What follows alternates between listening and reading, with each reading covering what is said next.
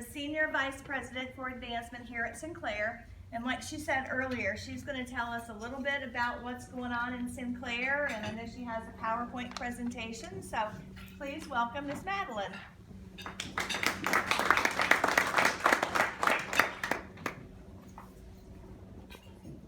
There we go. Okay. Well, thank you so much. You know, it strikes me that what you do is what this guy said. You find the need and you endeavor to meet it. Whether it's the layaway angel, or it's kids who need a meal and a lot of fun, or community cleanups, or whatever, right? That's what you are about. And that's what the founder of this college was about. In the late 1800s, he was today we would call him the CEO of the Dayton YMCA. His title then was the General Secretary. And if you think about it, our economy at that time was moving from agriculture to heavy industry. And there were a lot of under and unemployed, especially men, loitering the streets of Dayton, loitering. Well, that was because they didn't have the skills needed for that heavy industry economy. So he started a night school. He found the need, and he endeavored to meet it. And when you think about now, we're in the same boat. We're moving from what has been very successfully for this region, a heavy industry economy, which is now diversifying, becoming more technological. Not that we haven't lost manufacturing. Manufacturing has just changed, right? It's become advanced manufacturing, lots of smaller, medium-sized businesses producing lots of very high technology products. And that's what Sinclair is doing today. So we continue to prepare students for the economy of this region. And that's really what Sinclair is about. On June 12th, so just a couple weeks ago now, the Sinclair board committed to pursuing these 3 strategic priorities for the college. This is really the underpinning of everything that Sinclair is about today and into the future, making sure that we're meeting the needs of the community, we're aligned with the needs of the community, finding the need and endeavoring to meet it, making sure that we grow in terms of African American graduates, in terms of enrollment, in terms of quality, ensuring that we have the right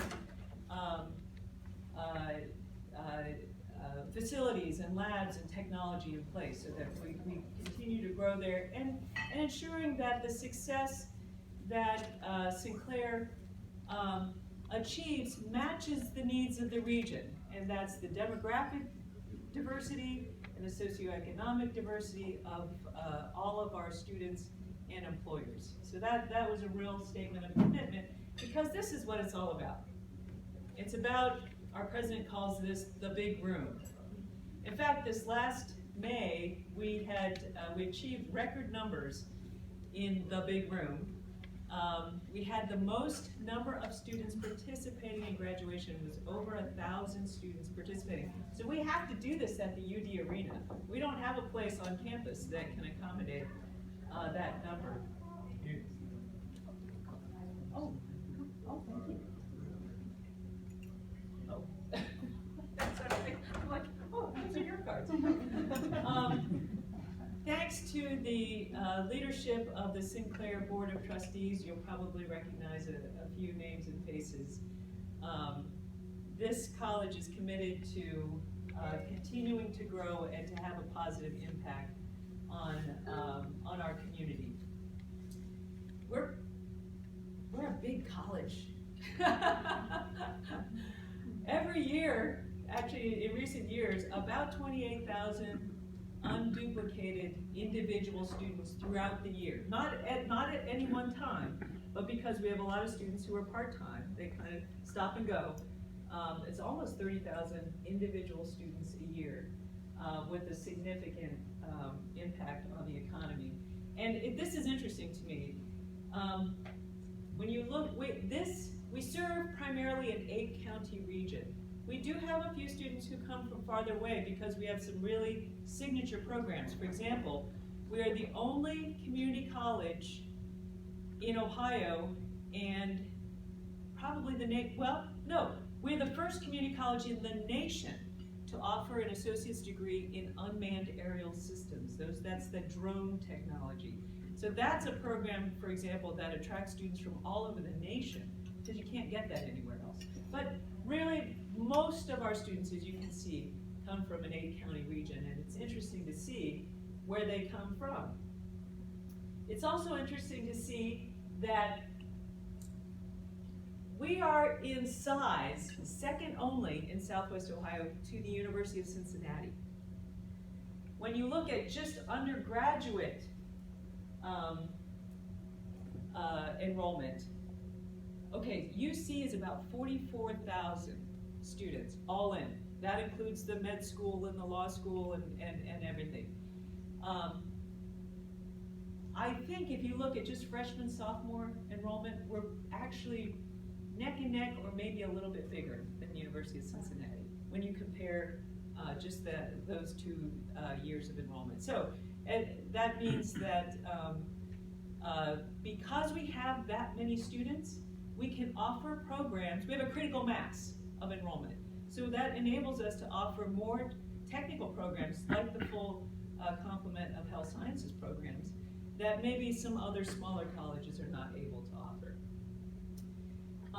So just in the county alone, just in Montgomery County, and thanks to those of you Montgomery County residents for your support through your property taxes, Sinclair is able to provide Sinclair the lowest of any public college or university in the state of Ohio. It's because you have helped this college be able to do that, to enable more students to take advantage of these programs.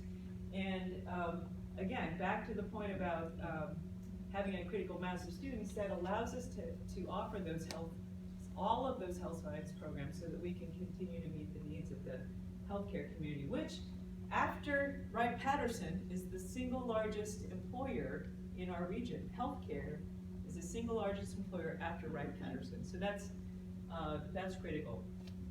Sinclair is growing in terms of a footprint in the region. Of course, we're right downtown, but we also have locations elsewhere, much smaller, much smaller.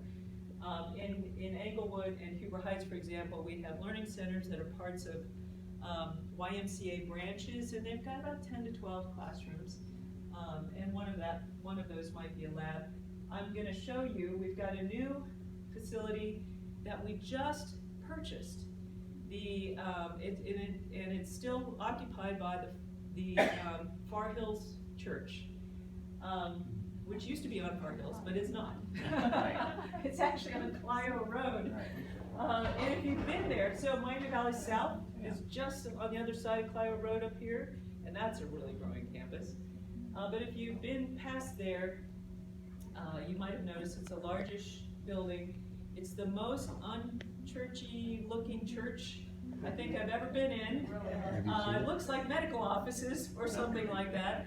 And the building became too large for the congregation, so we were very happy to buy it from them. There's a 2-year phased out occupation process, so they're still fully occupying the space they needed as they prepare to move to a new facility. So we'll start offering a few things there in the fall, and then we'll start taking on the footprint. There's the front of the church.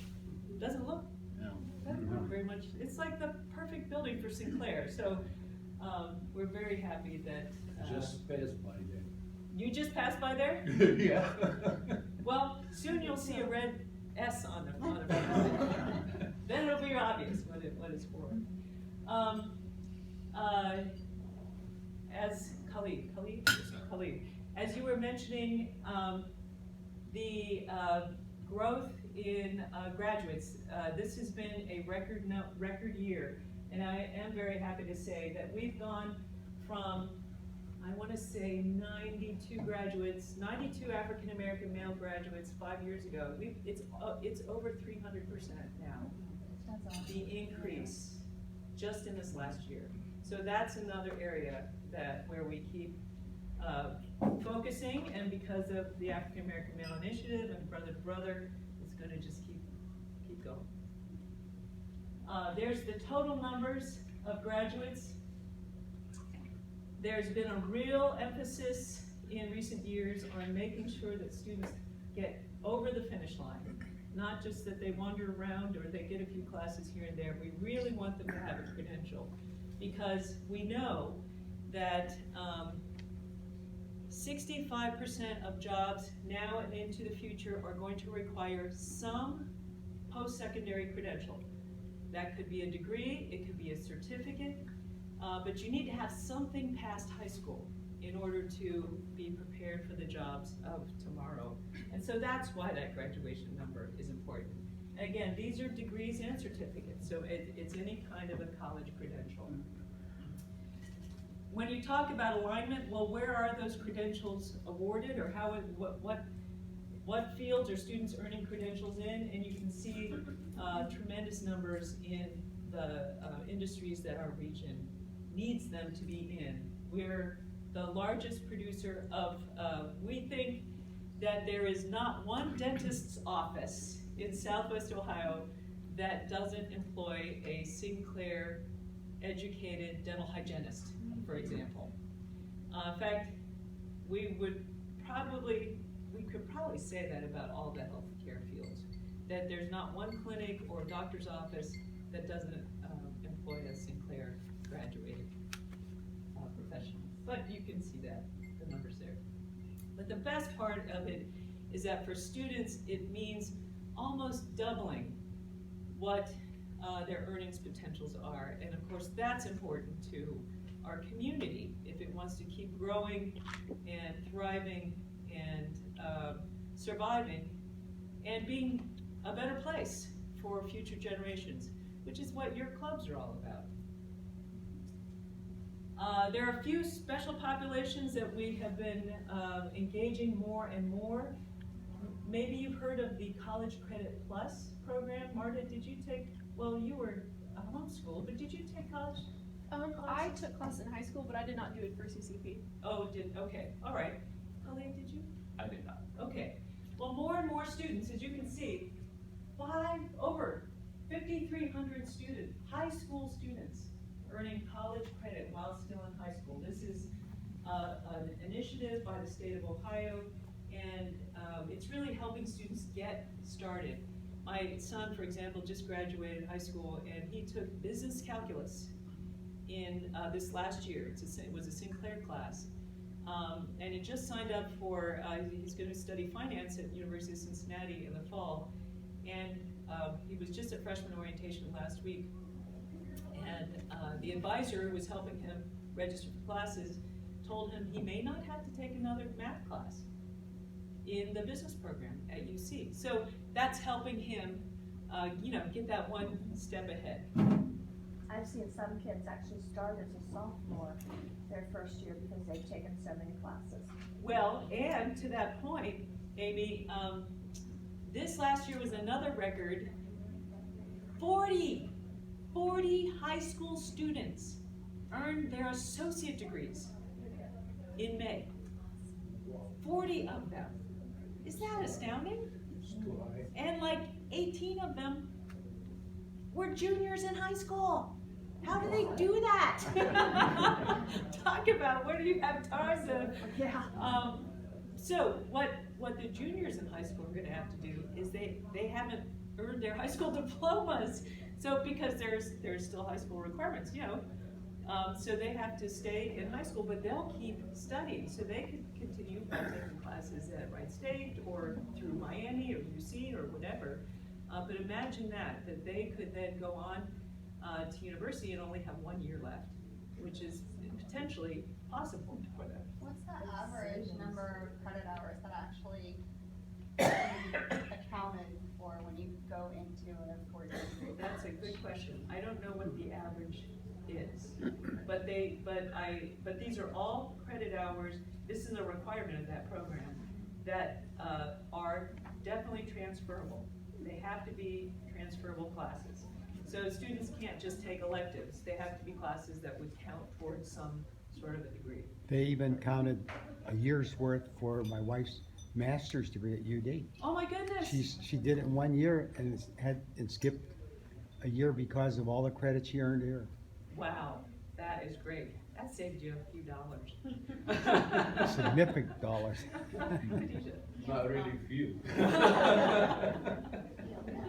About the heroin crisis and the opiate crisis, and I was reading some articles that stated that one of the areas of need were addiction counselors.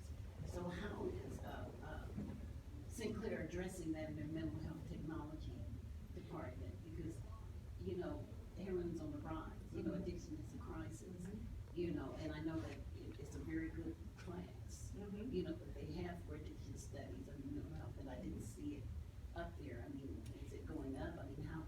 Yes, the numbers are going up. Probably didn't make the list because the numbers are not as high yet in terms of graduates. But just this last, I think we have now seen a full year of a brand new certificate program that Sinclair created with the Adamus Board, Okay. specifically for certifying mental health counselors for people who are going through recovery. So, it was created in conjunction with the Alcohol, Drug, Addiction, and Mental Health Services Agency of the county to meet a need that they had, because they needed more certified counselors in that area. So, there is an effort to create more people who have those skills. I'm gonna just close this door. Sorry to be leaving, so I have a test in like 15 minutes. Oh,